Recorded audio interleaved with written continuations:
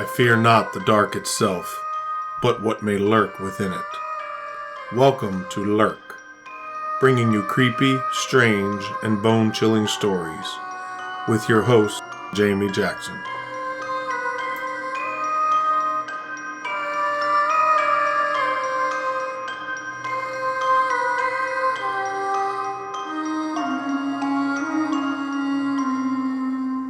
Hey Lurkers, it's Jamie. And Angelina. And today we're going to talk about an entity known as Hatman. Not to be confused with Hotman, whatever you do, I'm going to throw that out there. Do not type experiences with Hatman in your search engine to look this person up. Make sure you spell it right. It would probably be a very bad return of results. Don't do it. I didn't read anything that popped up, but I was instantly like, I did something wrong. Like, this is not the person at the end of my bed. No, I remember. No. Oh, that goes far out there. Nope, God. Not that one. Anyway. Yes. So Hatman.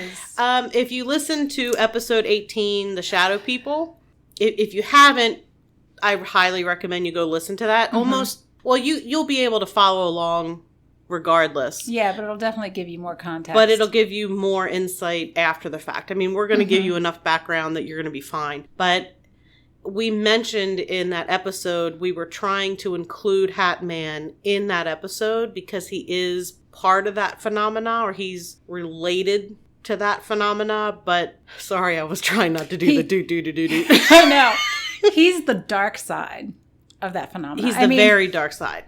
Yeah. Shadow people can be dark and menacing, but he's to the extreme. So we wanted to include him, but we were over an hour, I think, with that episode. Yeah. So we wanted to make sure he got enough attention, not because we really want to give him attention. Or we want to give him attention. Yeah. But because the phenomena is, I know I can't. We have to lighten it up a little bit because this is it's personal stories. Yes, we've both experienced manifestations of the Hatman. Yeah, which is probably what got me as interested in the paranormal ultimately as I am, because of all of the experiences I had when I was younger, especially in my teen years, but way before that as well. Like I said, he is kind of like a subset of shadow people. Episode 18. Yeah. Just throw that in there one more time. We're going to recap here real quick. We're going to run down some of the info for shadow people before we get into Hatman. So for those of you who have listened to the episode, I'm sorry, but we'll try to make it brief. Yeah. You can just hit the, fast forward button. So shadow people are, by definition, supernatural humanoid figures. They're described as being darker than dark. Usually they have quick, jerky movements and the ability to disappear through walls, around corners, and sometimes into mirrors. Some have red eyes. Many don't have any facial features at all. Mm-hmm. There's no discernible details or features making them unrecognizable. They look like the silhouette of a person and are typically gender neutral for the most part. Right. Most people equate them with being male, but I don't really know that's more because... I think it's more because the shape. It's a humanoid shape, but it doesn't have a distinctly male or female shape. Yeah. It's just a humanoid shape. Yeah. So, but most people kind of associate them with male. Right. I don't know. They can be hooded, cloaked, solid, wispy, or smoky in appearance. Mm-hmm. Some are seen only from the waist up. Others have visible legs. They are intensely dark. So dark that they can be seen in a dark room in the middle of the night. And I know I kind of mentioned that already, but that's an important part. Right. If you've experienced them at night, then you know exactly what I'm talking about. Some people believe that they are benevolent and that they're here to act as a type of guardian, watching and guiding us. Other people think that they're pure evil and intend some type of harm. I think it depends on what they are. Yeah. Like what definition of... Because they can be different things, and we're going to talk about that in a minute. And it's the context, it's the background of the person experiencing it, and all of that, too. Yes. It all plays into it. So while most of these beings appear humanoid, some appear as a ball or a blanket. I mean, so the shadow part, usually they're humanoid, but I know some people who have seen them, and it is not a distinct human shape. Oh, yeah, especially if it's the sighting out of the corner of your eye. You're sitting there... And I think I mentioned this in the previous podcast, sitting there in my living room, seeing out of the corner of my eye what seemed like somebody coming down the stairs. I look and there's nobody there. Right. It's not like I saw a person. It was just a movement, something. Yeah. They are considered the most reported type of a ghost sighting. Right. So there's several different theories about what they could be.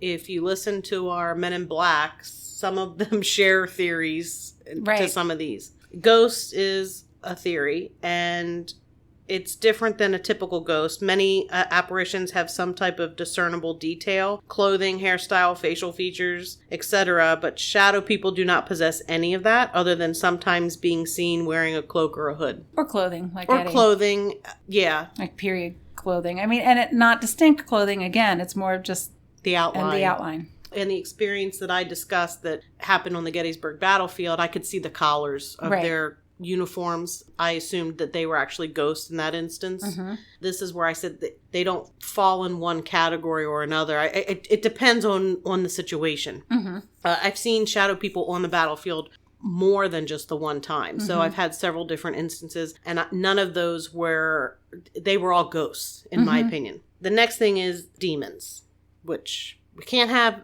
paranormal without mentioning demons, apparently. Right. Many people have a feeling of pure evil when they encounter shadow people.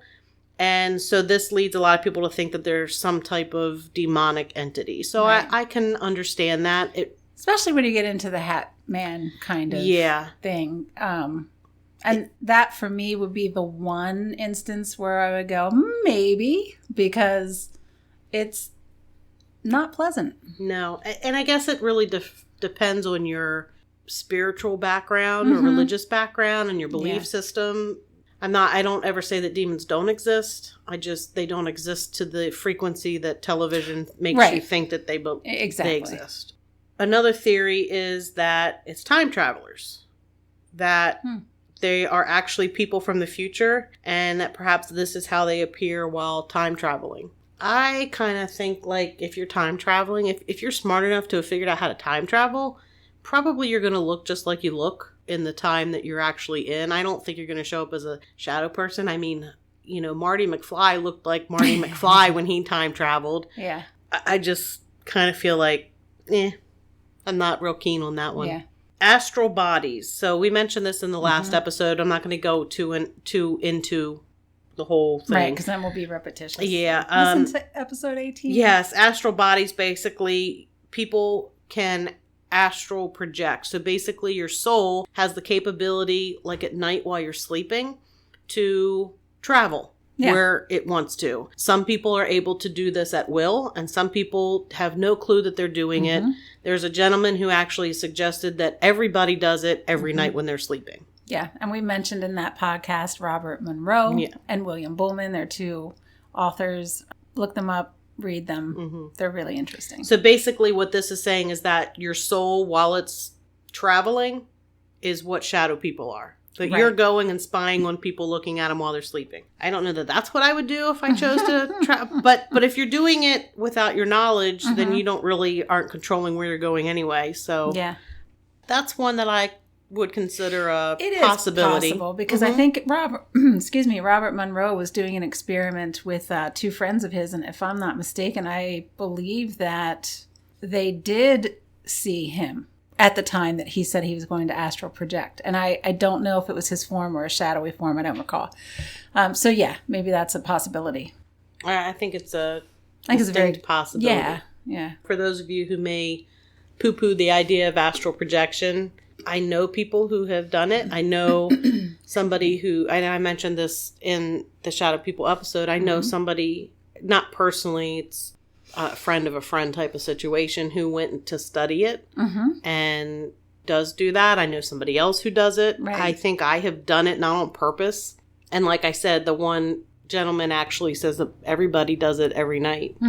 And that maybe that's where the dreaming, part of the whole dreaming thing. Another option is aliens. I hate this one.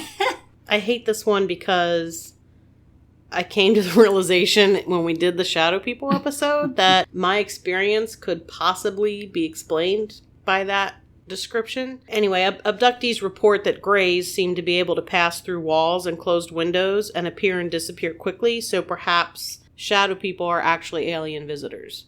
And one thing I don't think I mentioned in the description, a lot of the times the shadow people are seen out of the corner of your eye. Mm-hmm. You don't see them by looking straight on. Right, for shadow people. For shadow people. That you catch movement out of the corner of your eye and you'll turn your head and you'll just catch them real quick as they disappear.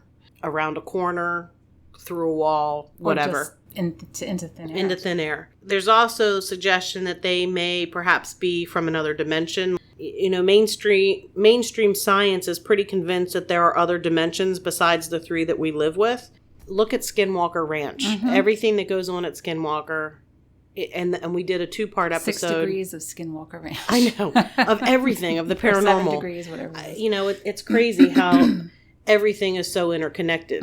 Constantly. We're constantly referencing things that we've already talked about. But Skinwalker Ranch, I mean, if you watch the show Secrets of Skinwalker, they have an astrophysicist. I've talked about him, Dr. Travis. I'm just totally in love with him. He is talking about wormholes, which would allow for time travel or portals. And, you know, some people may think that is absolutely ridiculous. Hello, Einstein came up with the idea of a wormhole. It could explain so many different things. Well, people thought it was ridiculous that the Earth was round at one time. Yeah, they did. They did. And they didn't think that, you know, they thought that everything revolved around the Earth and not around the sun. And people were excommunicated because of that theory and that the sun was actually the center of the universe. Anyway. But we digress. Yes. Einstein was pretty smart. I tend to think that he's probably onto something. Yeah. A lot of people explain away the phenomena as a result of sleep paralysis.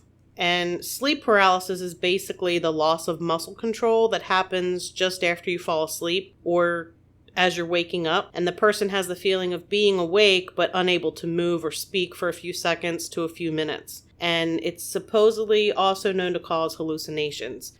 That's an important one to know because with the Hatman, this is what they say the Hatman is.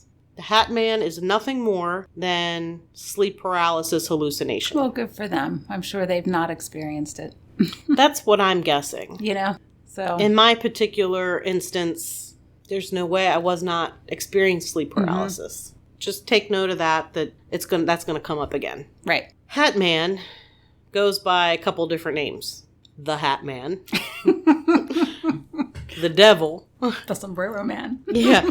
The Hatter. And the Shadow Man. Mad Hatter? The Mad Hatter? Just the Hatter. Just the Hatter. I've never heard him other than the Hatman. Right. Yeah. Personally. But these were in my research. How about the Hooded Man? No, I didn't see that. So as far as description goes, like the shadow people, he's darker than dark. I did see one description saying that shadow people can sometimes be translucent. Mm-hmm. Hatman cannot. He is always completely opaque, totally super dark. Mm-hmm. He's wearing some type of hat. Most often, it's a wide-brimmed hat of some type. Some instances, he's wearing a hood, like a cloak with a hood. He's often seen wearing a long coat, like a trench coat, or a cape, or the hooded cloak. Not like Superman. He's not Superman. Nope, because... If only. He is nearly always seen in the bedroom, usually late at night, standing over the witness, staring at them while they sleep. Usually he's seen at the foot of a bed. That's like the most common sighting of him. Sometimes people say that they have seen red glowing eyes. I did not see that in my instance. That really would have been a problem. If I had seen something with red glowing eyes at the end of my bed, no. It's unsettling. Let's just say it's unsettling. Because was that part of yours? That was part of yours. Yes, it was. Yeah, so you're going to hear accounts that have 2 different types of Hatman. Hatmen. Hatmen. Not hot men. Hatmen. Definitely not hot men. They were not hot. Most witnesses report feeling absolute terror and that it seems that Hatman is actually feeding on that fear or terror. It's tall, like 6 feet. Was that At your least. instant? Yeah. Okay. So usually they're around 6 feet tall. Some say that he's 8 to 10 feet tall and crouches, like is stooped some. Okay. That was not my experience. That was not my experience either. I do have chills, however, though, right now. We'll say it's the air conditioner. Yes, the air conditioner, yes.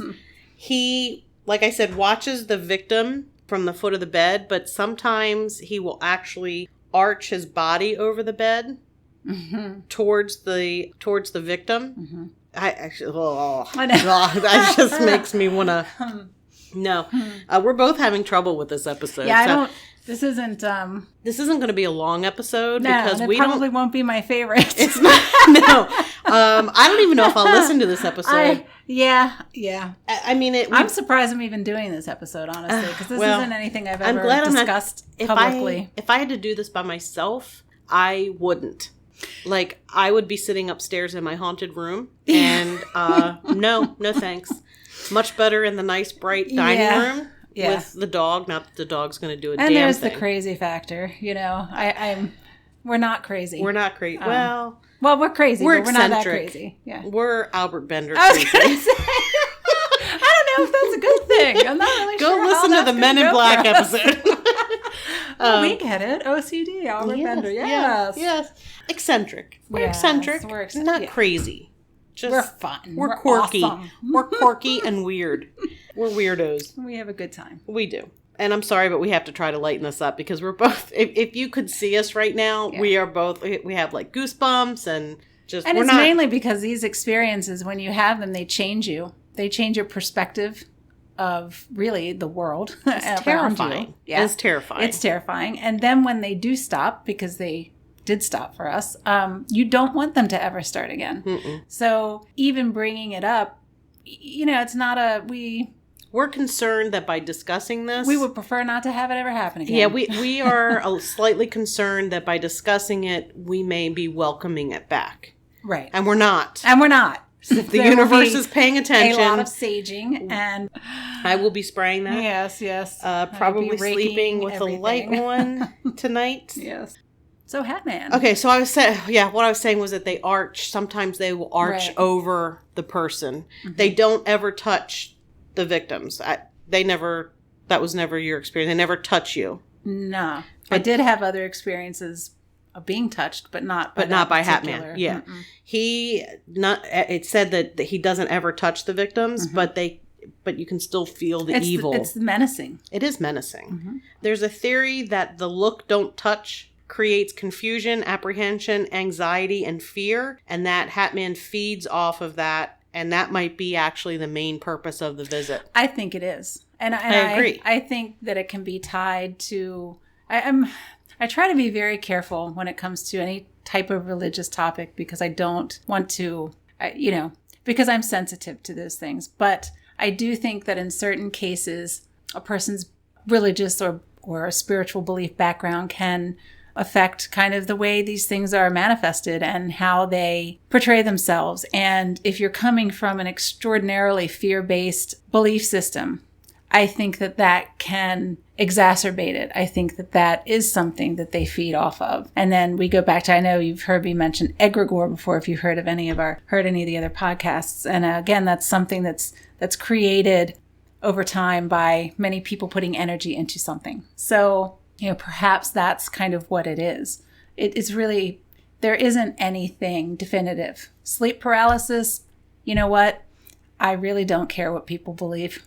It's just not my experience, and I refuse to accept that as an explanation for me. No, it was not my experience, and I'm not saying that isn't. Not saying it doesn't into happen. Some of it because it does. It's a thing. It's a real thing. It is not my experience. No, and my experience is not explained, but with sleep paralysis. No. Continuing with. For one thing, I wasn't paralyzed at the time. I wasn't either. I did move. I did too. So yeah. Sometimes he watches from a mirror or the corner of a room. He's not always at the foot of the bed, but the mirror would creep me out, and I'm glad I didn't. I've had issues with the mirror. I'm saving that for another Gettysburg investigation episode. That's a nope. I have a problem with mirrors.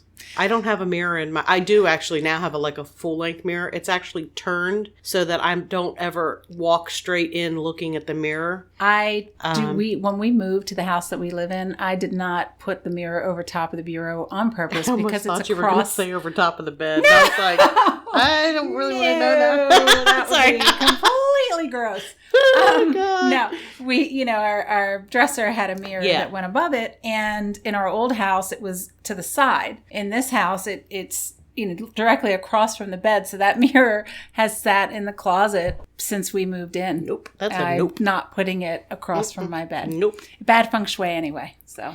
Yeah, I would not. I have one of those full-length mirrors on the stand, and it is turned funky so that when it's not facing the bed. And when I walk in the room, it's not energetically. It's better not to have that. I don't walk in facing my reflection. You know, like I only can see my reflection when I stand in it to look at my reflection. Yes. I don't like mirrors. They scare the crap out of me. I mean, not the mirror itself. Mirrors at night in a darkened room. Sometimes during the day, there are things that can show up in a mirror that can scare the crap out of you. That's all I'm going to say. Trust me. Yeah, I believe you. So sometimes he watches from a mirror, which that would be really bad. Unlike shadow people who can just disappear, Hatman tends to use the door and walks or glides through it. So I don't really know because I didn't watch him leave. Every time your light flickers, it just...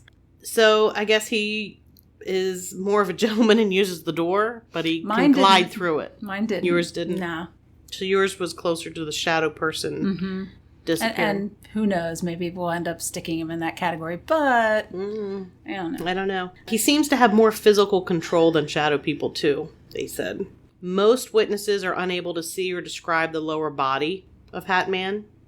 I did not see the lower body. I saw a full manifestation. But it was obscured by the foot of the bed, which is usually where he shows up. I've seen them in different... We'll talk about that, so...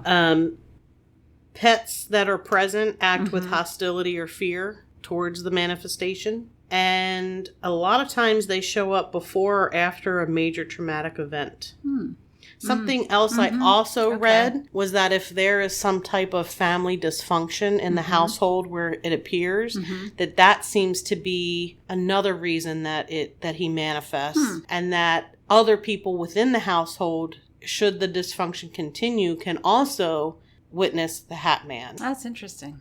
Not in every case, but it did say apparently there is enough of a pattern in some of them that is, some sort of dysfunction in the family, some kind of, So it goes back to the theory of him feeding off of negativity. Yeah. And dysfunction and things like that. And, yes. Oh, I have chills again. So, yeah. And I'll be honest that I have not done a lot of research on this. I have seen things here and there. I've watched things here and there on it, but I purposefully haven't because it's too creepy. I only did this research for this podcast. Yeah. And if it comes back to bite me, I'm going to be really ticked. That's all I'm going to say. Yes. That's the only reason why I looked into this. I mean, well, I'll talk about that in a minute. Yeah. There's actually similar things that have popped up in history and folklore. And I'm going to just touch on some of them. So Germany has the Nachtmar, which is where we come up with nightmare. Right. And it was a malevolent female horse that arrived at night to prey upon sleepers. France, Denmark, Iceland, and Norway all have similar legends. You mentioned Odin's... Sleipnir. He was, I believe, a six-legged horse. I believe he was black. And pretty amazing. So there's that. And then you have the Old Hag. Right. That's a Newfoundland base, but it's actually old hag. I mean, you have the old Hag Syndrome, which is sleep paralysis. Yeah, it is. It's what sleep paralysis is also known as, the old Hag Syndrome. Well, you talked about the manifestation of him leaning over a person, and actually the old hag does that exact same thing. Then there's the, I'm going to murder this name, Kanashibari of Japan. I have no idea what that is, but we'll throw that out there. You can look it up. Okay. I don't want to look up too many of these because I just don't. Right, because then you have them in your head. I don't, yeah.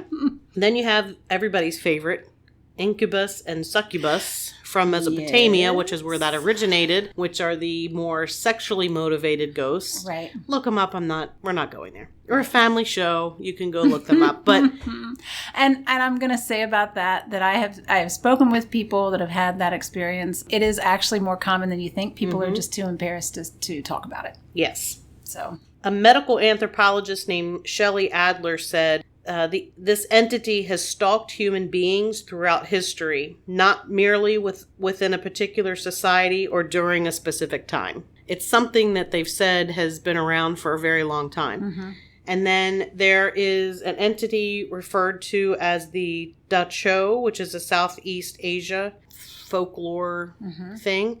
And it's... Oh, yeah, this is the one we were talking about. Yeah, this one's creepy. So it is an entity that comes and smothers its victims by pressing on their chest while they sleep. It's actually still a common belief, and it's been researched because back in from 1970, 1980 into the 80s, I think, there were 18 healthy Hmong refugees in California who died in their sleep. And there is actually a YouTube channel that has done a really good video on this that if we can, we can find it. I know I can find it because I know who did it. And Angelina's always on YouTube. I am. I have a couple of favorites, and these guys are out of the UK, and they're just really good. It's a well-researched, but it's very interesting. So anyway. But then in the 1990s, there were another 100 Hmong refugees who died under similar mysterious circumstances. None of the men who died complained of being sick. None of them had any ailments. They were perfectly fine when they went to bed, and they died in their sleep with no explanations. Yeah. So that whole Dachau entity thing was actually researched a little bit because of these strange things that happened to these refugees in California. Right. Which made me throw in Nightmare on Elm Street.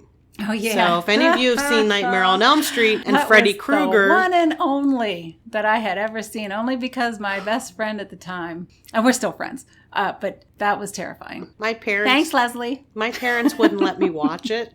So I went to a church sleepover with a friend of mine, and the pastor fell asleep, and one of the older kids brought like all 3 movies that were out at the time, and so we had a marathon of Nightmare on Elm Street 1, 2, and 3.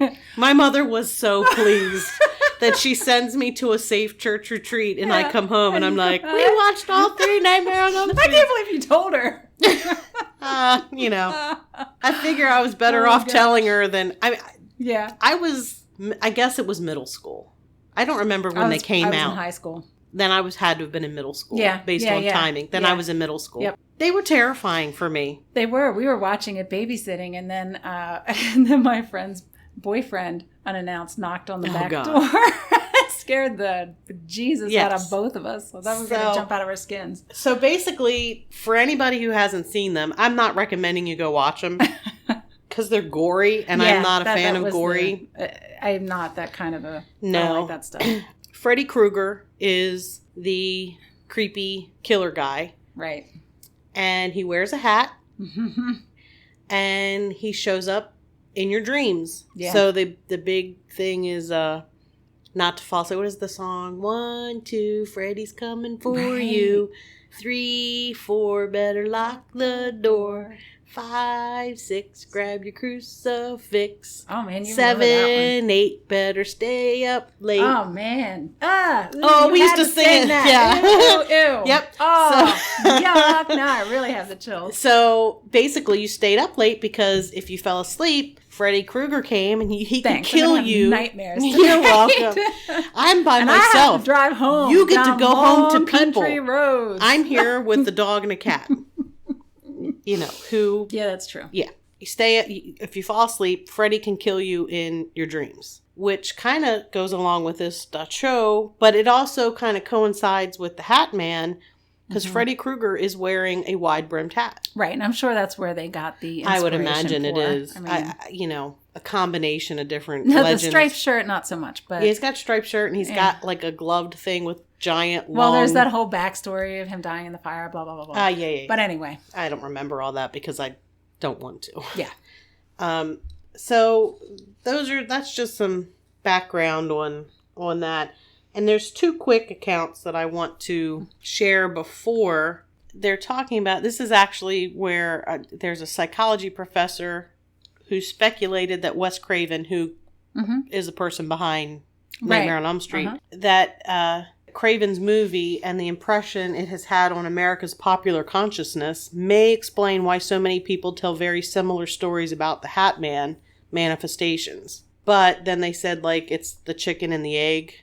What did the film inspire the terrifying reports? Right. Or Or is the truth the other way around, that the terrifying reports inspired the movie? Yeah, and that's hard to say. I mean, like, my experiences had zero to do with anybody or thing in a hat.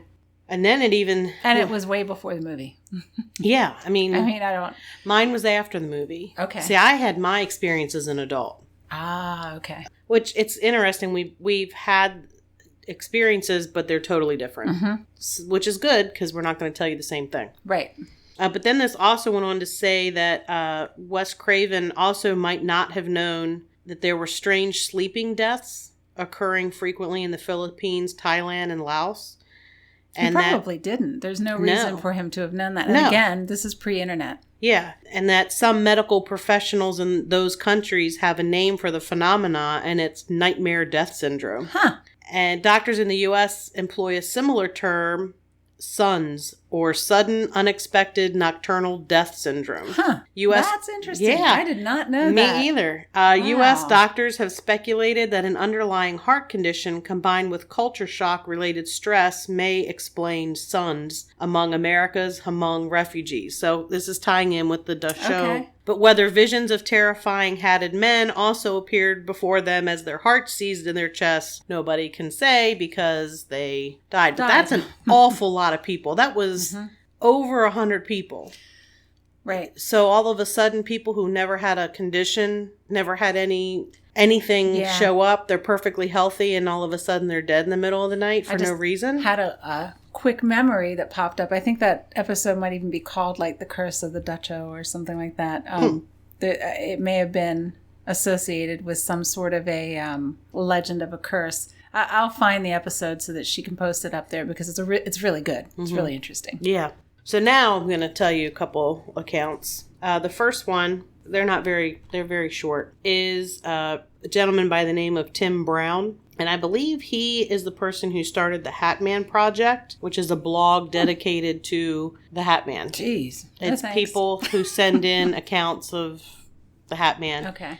And he said, I saw a tall human-like figure, and the figure looked like that of a man. The man had no distinguishable features whatsoever. I could see no eyes, no nose or mouth, only blackness. He looked like a shadow, only darker, much darker. He had a very wide-brimmed hat and a long trench coat that flowed as he moved. He stood there for what seemed like an eternity. He then moved very slowly and without sound back into the hallway just out of view. This other one appeared on the Hatman Project, which is the blog that Tim Brown started. All of a sudden, this black, two-dimensional being appeared. It just walked right through the door. I was paralyzed with fear. I sat there looking at it, hoping it would not notice me because I was in the dark area.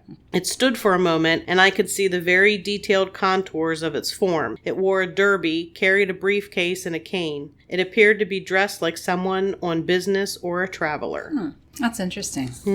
That's a really interesting account. So those are two accounts from people who aren't us. I like theirs better. Yeah, there's right. Yep, they're done. Okay, time to go. So I will share my Hatman experience first. It happened about the year 2000. It was either 1999 or 2000. So I was That's about a year 24. after we graduated from college. Yes, it was right because I before. It was probably before we graduated from college. So I was about 24. I was engaged. I lived with my fiance and my daughter, like 10 or 15 minutes from my parents. And my fiance was out of town, and we had gone ghost hunting, and I did not want to go back to the townhouse by myself. Even though my daughter's with me, I didn't want to go back there by myself because, I'm really brave. And I had made arrangements to stay with my parents. So it was a Saturday, because that's always when we went ghost hunting. And we would always go to dinner, go ghost hunting on the battlefield, and then go get ice cream. We actually investigated in the area the Peace Light Memorial. Yeah, if you're this familiar is Gettysburg. This is Gettysburg Battlefield, yep. So the Peace Light Memorial, that area is where we were investigating. Okay. That is on the first day's battle, if you're familiar with the park. Or if you're not, you can look it up. Peace Light's pretty famous. So there's a little bit of background, and it has to do with a little bit of a Gettysburg ghost story. So those of you who enjoy that, you're going to like this, I guess. there was a time frame that the group that I used to investigate with had regular communication with a spirit that we refer to as Ed. Every week. I remember Ed. Every week he would show up and talk to us through EVP. Mm-hmm. If you're not familiar with EVP, I've mentioned it before. It's electronic voice phenomena. You use a recorder. You can pick up voices. Anyway, we had conversations with him. And that's why we called him Ed, because that's what it sounded like he said his name was when we asked his name. And it was literally every week at Spangler Spring, he would show up and talk to us. He followed me home on at least one occasion where I was also able to record EVP. Around the same time, I had an experience with a mirror in my room. See, I didn't know this was in here. I'm like checking out my notes, and I didn't realize, because I mentioned I have a problem with mirrors. Yeah. This is why. Yeah. I had seen a face, not my own, obviously, in the mirror, and it terrified me to the point where I removed it from the wall. And to this day, I still refuse to look into the mirror directly. Like, that particular mirror is here at this house. It is in the attic. I don't know. Actually, it's either in my attic here or it's in the basement of my parents' house, because it is not on the wall. Okay. I don't want to look into it. No. It was my great-grandmother's. Okay, so let me give you a little bit more history. It was a match set with a dresser. Mm-hmm. We were always told the dresser was haunted. Mm-hmm. I ended up with the dresser and the mirror. I got the matching mirror. Mm-hmm. The dresser kind of was broken and fallen apart. I didn't have room for it, so I ended up getting rid of it. Yeah. But still have the mirror. Kelly said, I always thought the mirror was the thing that was haunted. And I love how she does that kind of crap. I love that. She does that. Oh, take this rocking chair. Oh, you're experiencing paranormal activity? I forgot to tell you. Guess what? It's haunted. Hey, you want this haunted clock? I'll tell you that's haunted because it's not our family. Oh. You can hang that right next to the rocking chair. Next to the mirror. Next to the mirror, yeah. Oh, haunted goodness. Corner. Anyway, so, I mean, it's all good. I'm fine. I'll take all the family's haunted crap. Except I still have the mirror, but I won't get rid of it. But it's currently nowhere hanging on the wall. At all. After this investigation, so we're investigating. Mm-hmm. After this investigation, I go back to my parents' house. It's late. Mm-hmm. It's probably after midnight. Mm-hmm. And during the middle of the night, something wakes me up. Mm-hmm. And I look at the foot of the bed, and there is this shadowy figure at the foot of the bed. Uh-huh. There's no facial features. There's no visible facial features at all. Nothing. It's just a black silhouette. It was what I considered to be a male. It was roughly 6 feet tall, and it was wearing a wide-brimmed hat. I had the impression it was wearing some type of jacket or coat. I was able to see cuffs of some sort and a collar, like within the shadow shape. He had his left arm hanging by his side, and the right arm was holding onto the post of my four-poster bed. Mm-hmm. So it was like a canopy bed. It didn't have the canopy, it was just the posts. Mm-hmm.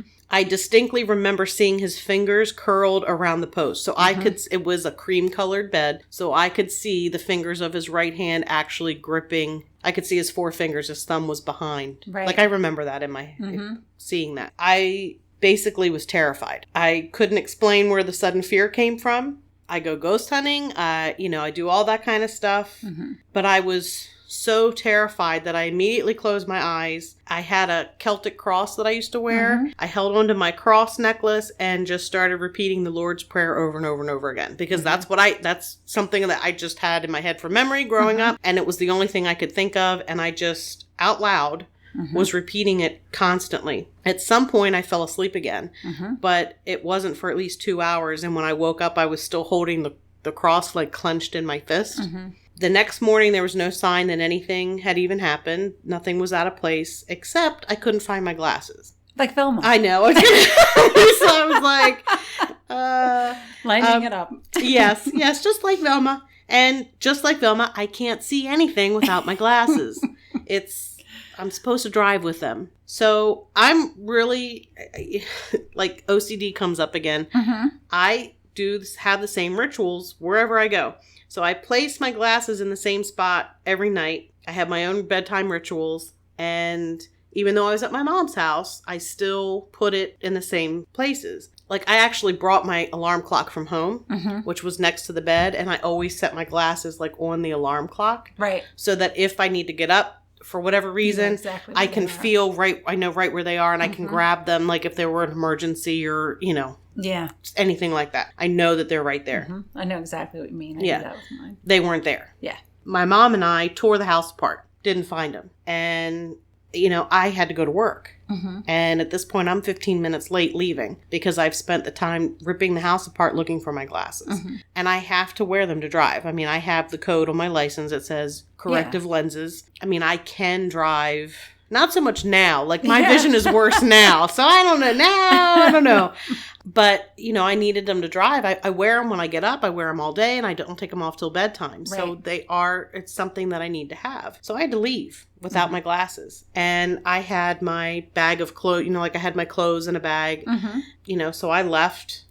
I get to work. I was lucky because my manager where I worked was also a paranormal enthusiast and also went ghost hunting with me. And so when I'm like, this is what happened. Yeah. She was okay with it. Of course, was like asking questions. We were in the back room and I had set my bag of clothes on the counter there. And while I'm telling her everything that had happened, she looks down at my bag of clothes and sitting right on top, neatly, like folded, the arms folded in, sitting on top of my clothes are my glasses. The bag had been checked. The bag had been dumped out. Yeah. Because, everything had been pulled out, checked all the pockets of all the clothes in the bag. They were not in that bag. It's funny because I also mentioned, and when I talked about that, I was also seeing a shadow boy of sorts peeking at me from around the corners of my parents' house. Mm-hmm. Episode 18, The Shadow People. Mm-hmm. That's what I talk about. This actually happened after. Which is important because most of the accounts of Hatman happen after having experiences with shadow people. Okay. My daughter also had issues with things in the house. Mm-hmm. She told one person who stayed in her room that if they felt like someone was leaning over them staring at them, it was just her guardian angel. Huh. And if they heard tapping, it was just Ed and just tell him to stop. I forgot about that. Mm-hmm. She never spoke of seeing shadow figures. I always chalked it up to something following me home from an investigation. Mm-hmm. I thought maybe it was Ed, this person at the end of my bed, because he kind of had attached himself to me. I know some people might think that's weird, but he literally did. I remember you telling us the story of Ed. Ed was around in college. Yeah, Ed was around for a while. Yeah. I was kind of attached to him. Yeah. Literally. I mean, you saying you had to tell him to go home. Like, get out. I had to tell him to get out. I actually felt... Well, it's another story for another day. Yeah. We won't talk about Ed now. Next. So I never realized that this Hatman that I saw was... I didn't realize. I was like, I don't know, looking through some blog post or something and came across some story on the Hatman. Mm-hmm. And that's when I realized, holy crap, this is something that lots of people see. Mm-hmm. He did not have red eyes. Mm-hmm. He didn't loom over top of me. Mm-hmm. I was awake. And I could move because I did move. Like, I was laying on my back and I looked down and I could see him at the foot of the bed. Mm-hmm. And I still have the picture clear as day. And I have a sketch that I did, kind of what he looked like. I'll have to include that on, not show notes because I can't put photos there, but I will put it on the social media. Mm-hmm. But it was just absolute sheer terror. I don't think I've ever felt since. Mm-hmm. I don't remember ever being that afraid before, and I've never been that afraid after. Yeah. Like, I've been afraid, and I am kind of a scaredy cat when it comes to certain things. Yeah. But it was the most terrifying thing I've ever dealt with, and all it did was stand there. Right. It never tried to touch me, never moved towards me. Mm-hmm. So I looked and I saw, and I was like, holy crap. And I remember pulling the covers up, not over my face, but like up to like my ear. And rolling on my side and holding my cross necklace and just constantly, I was repeating the Lord's Prayer out loud, like I was speaking. Mm-hmm. And I remember seeing the very start of the sun coming up before falling asleep. And like, I guess I must have been relieved that the sun is coming up and fell asleep before actually having to wake up. But it was terrifying. Mm-hmm. It was the most terrifying thing I've ever dealt with. And I don't ever want to deal with it again. So please don't show up. Your turn. Tag, you're it. Tag, I'm it. So my story is going to be quite a bit different. My experience did not include a person with a hat. It was actually a hooded, robed figure that would manifest. And it wasn't a one-time thing. It happened many occasions. When I was a teenager, I had various experiences before that. I had some vivid dreams. I remember when I was much, much younger, and I'm only bringing this up now because Jamie mentioning that shadow people were often seen before. I can recall a dream from when I was even much younger of being chased by two very black figures in a field. It was actually at my schoolyard, in like just the fields. There was a graveyard on top of the hill across from my school, no lie. They were chasing me, and then the next thing I remember is them standing there and shutting me in. To me, it felt like a tomb. It was just this black room with a metal door and just being shut in. And that it was just a dream that I had. It was a nightmare. It was terrifying. And I'm only mentioning it that because of what you had said. So fast forward, I think these dreams probably started when I was preteen to teen. And I had these experiences up through my 20s. They did get farther apart as I got older. I did have a lot of, emotional things going on at that time. My mother had died when I was 9. I moved to a new town, just the opposite side of Baltimore, but still, it was a big enough change. It was just totally different. So yeah, I had a lot going on. So I remember waking up. I had insomnia terribly back then. I had a really hard time falling asleep. I would wake up in the middle of the night. I couldn't fall back asleep. I would have sensations of things sitting on me at night. It was a lot. It was a lot. And, definitely you can chalk it up to being just having a lot of emotional things going on. I get it. That's fine. So the experience one of the first things that I recall was waking up at night, feeling like there was something there, feeling that presence, in my bedroom. And I also had a 4-poster bed. It was a single bed. It was a 4-poster antique bed with had the pineapples on it, 4 pineapples. I remember waking up and there was this tall black figure, black as night, standing at the foot of my bed. It was robed, it was hooded, and it had red eyes. And I could see no facial features. All I could feel was absolute sheer terror. It was like nothing I can describe. And, I don't really remember if I was reciting anything. I think I was probably calling on all the angels or whatever I could at that time. It was just terror. And so I do remember pulling the covers up over my head, just thinking, oh my God, please go away, please go away, please go away. And then eventually I would fall asleep and I would wake up and it would be, I do remember occasions when I would see the glow of light under the covers. And I would fall asleep with the glow of the light. So it's funny that you said that, because I do remember just being up, just terrified. I was never touched. It was this feeling of dread and fear. Another time that I remember very clearly was, and I think it was not too long after I saw the figure at the foot of the bed, I woke up one night and it was standing right beside my bed at my shoulder. And that gives me the creeps. That freaked me out. I can't even tell you. I was just terrified. And again, I did move. I did creep the covers up over my head.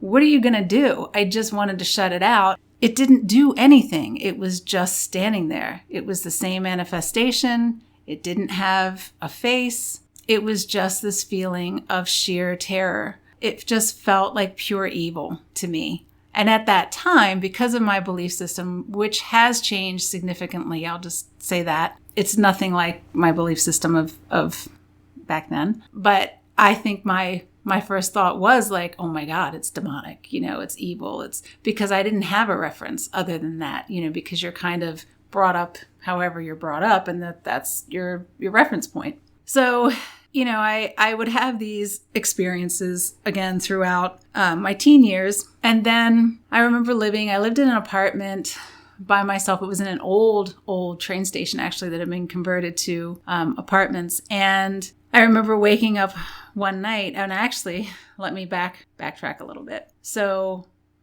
from being a teenager, I actually moved into apartments in Ellicott City with a friend of mine. And we were both college age, pretty much right out of high school, maybe 19, 20. And I clearly remember waking up one night and seeing, and it was kind of at the foot of my bed, but it was actually several feet between the door and my bed. And I wake up and there's this tall, black, hooded figure again. I don't recall red eyes at that time. I just recall the tall, black, hooded figure just standing there staring at me. And again, the fear. And I was like, what the hell? Why? Because I hadn't had that experience for quite a long time. I don't know what brought it on. I don't know why it was there. I did have a cat, a black and white cat, that was asleep on my chest because it used to sleep on my chest. The cat was still there. The cat did not wake up.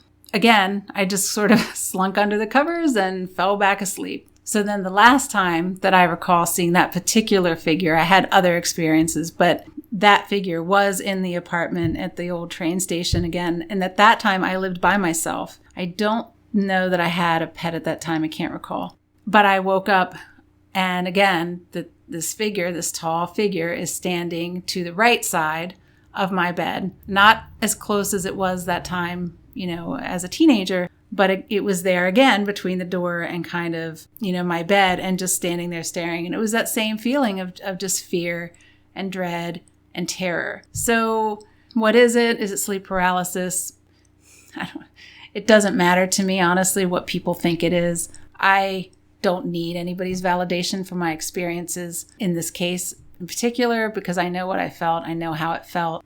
I was awake. I was not asleep, and I was not paralyzed in any of the instances. I do think that the idea of it feeding off of our fear is very real. I think that in each of those instances and in each of those places in my life, I could certainly see where I was experiencing trauma of one kind or another, or going through a great deal of stress. So I could definitely see that whatever it was or is manifests to people who are in really difficult situations, because it does feed off of their despair and off of their fear. And, and I also think maybe if your own personal system, belief system, whatever it may be, and I'm not even talking about religion, but your personal philosophy for life. I think that it's possible that it feeds off of the energy when you really don't know, because I think there are parts in all of our lives where we don't know what's out there and we aren't sure of who we are and what our beliefs are and all of those things. And so I think that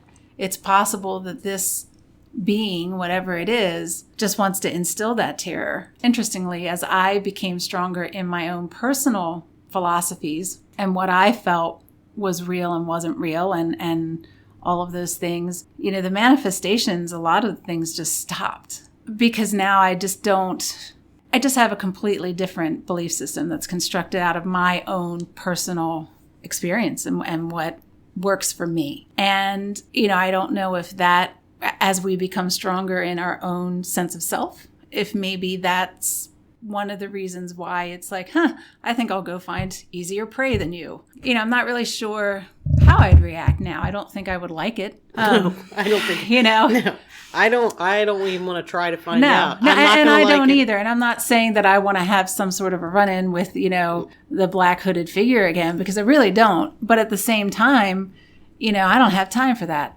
Yeah. Like you have no place in my life, because I have no place for you.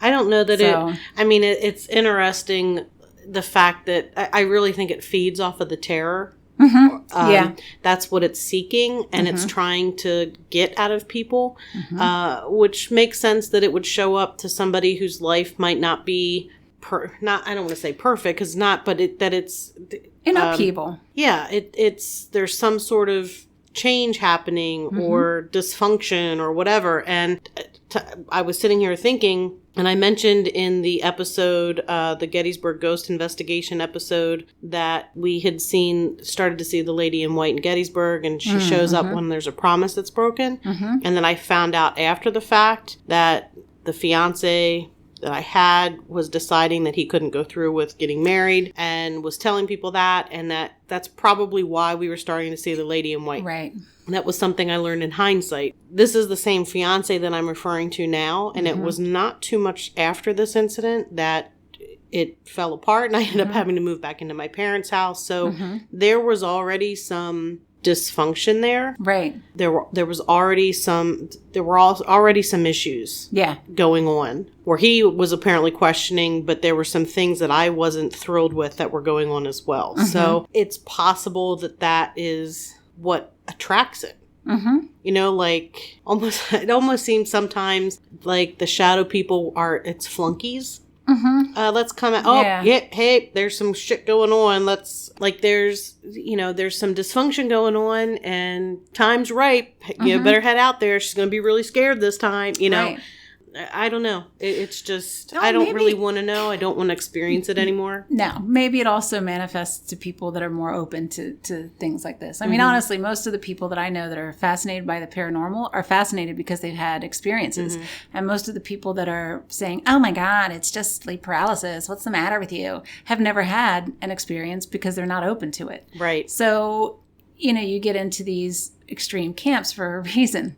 It's just like I wouldn't try to convince somebody who believes that it's all bunk that it's real, because I'm not going to change their opinion. I don't need them to sit and tell me and invalidate my experiences and say, no, science will explain it this way, blah, blah, blah. Science is proved wrong constantly because things change as we learn more things. So not saying that science is wrong, but I'm just saying that as we learn, there are things that current science can't explain, even if it tries to. Like, not to bring up Dr. Travis again, but wormholes. It's actually something you sent me, a YouTube video that he was talking about in April before the latest season 2 started. So he was being interviewed, and he actually said that he doesn't like the term supernatural or paranormal because it means it's like outside the realm of normal, and his thought is that science can explain it.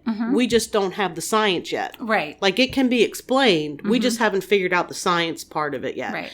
And it was like such a profound moment because it was like, he's absolutely right. There is no science right now. All you can do is disprove the obvious, and then you're just left with, okay, maybe. Right. Which I've said before, but that made total sense to me, and was like, he's right. We don't have the science yet, but that doesn't mean we won't. And we'll be able to say this is what it is. Right. But yeah, I wasn't paralyzed. I could move. Right. In my instance, I moved. It was not sleep paralysis. Yeah. I've never experienced sleep paralysis in my life. Ever. I have. I have never had an episode many of times, it. actually, more than once. But again, it was always in conjunction with something else happening. So can I explain those sleep paralysis episodes just by the whole sleep paralysis with hallucination? Maybe. Maybe. I can't say that it's not. I can say I wasn't in sleep paralysis mode during these particular instances. Right. So take it for what it is. Yep. Don't want to do it again. Don't want it showing up. So Nope. Universe, please.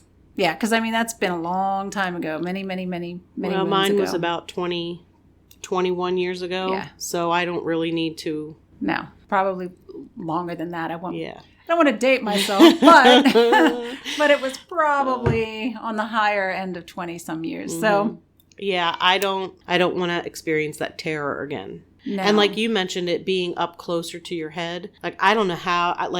It was terrifying enough, but it was kind of like I had the bed between it and me. Right. Having it that close, right there. It was right at my. I can still thank you. picture it. It was, and that was what was so terrifying. It's just that, like in your sleep, you wake up and you turn your head. It's like that feeling when somebody's standing behind you and staring at you. That's been scientifically proven. Yes. People feel it, and that was how the manifestation would happen to me. I would wake up because I felt it. And I would open my eyes and it would be there. And that time, that was the most terrifying experience I had ever had. The other ones paled in comparison because it was right at my shoulder. My night table was right above my shoulder, right against the wall, and next to my bed, and my flipped alarm clock, and that was right there. And yeah, can still very clearly picture it to this day.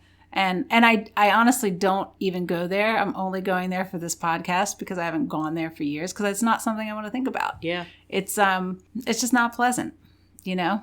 I know. So it is not. All right. Well, I think that's going to do it for this episode. I know. I feel like we need to end on a happy note. Well, the happy note is it hasn't happened for a long time. Yeah. It's been over 20 years for both of us. Yeah. So let's hope it remains over 20 years. If you have any interesting stories you'd like to share, please do. Yeah, if you've had a Hatman experience, please. Yeah, or a hooded man, because there is a different manifestation of it.